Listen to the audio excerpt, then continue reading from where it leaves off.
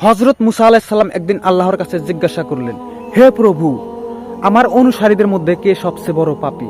তখন আল্লাহ উত্তরে বলেছিল, সর্বপ্রথম যে ব্যক্তি এই পথ অতিক্রম করবে সেই হলো তোমার অনুসারীদের মধ্যে বড় পাপী। তখন আল্লাহর কথা অনুযায়ী হযরত মুসা আলাইহিস সালাম কেঁদেছেন। কিছুক্ষণ পর দেখলেন এক ব্যক্তি ছোট্ট একটি ছেলেকে কোলে করে পথ অতিক্রম করছে। তখন হযরত মুসা আলাইহিস সালাম বুঝে ফেললেন এই সেই বড় পাপী।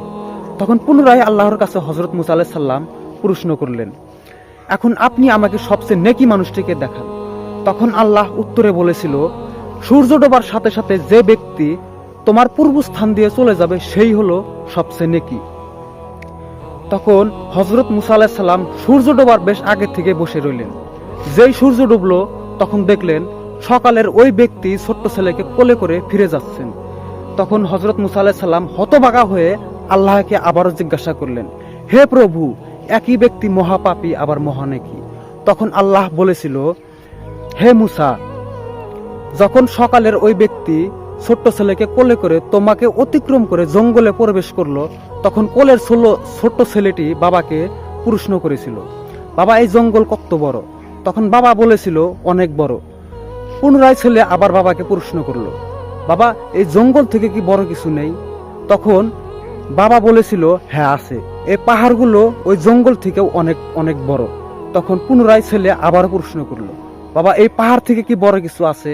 তখন বাবা বলল, হ্যাঁ অবশ্যই আছে, এই আকাশগুলো ওই পাহাড় থেকেও অনেক বড়। তখন ছেলে আবারও বলল, এই আকাশ থেকে কি বড় কিছু নেই বাবা?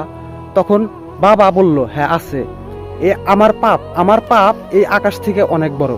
তখন ছেলে আবারও প্রশ্ন করলো, তোমার পাপের থেকে কি বড় কিছু নেই? তখন বাবাটি চিৎকার দিয়ে ছেলেটিকে জড়িয়ে ধরে কাঁদতে কাঁদতে বলল, আমার পাপের থেকেও অনেক অনেক বড় আমাদের আল্লাহর রহমত।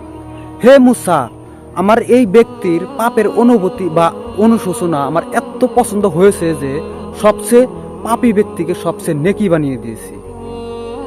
মনে রেখো, আমার পাপের হাত থেকেও আমার ক্ষমার হাত অনেক অনেক বড়।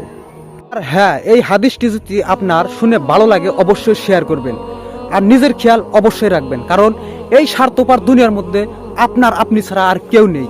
ভালো থাকবেন, সুস্থ থাকবেন, খোদা হাফেজ।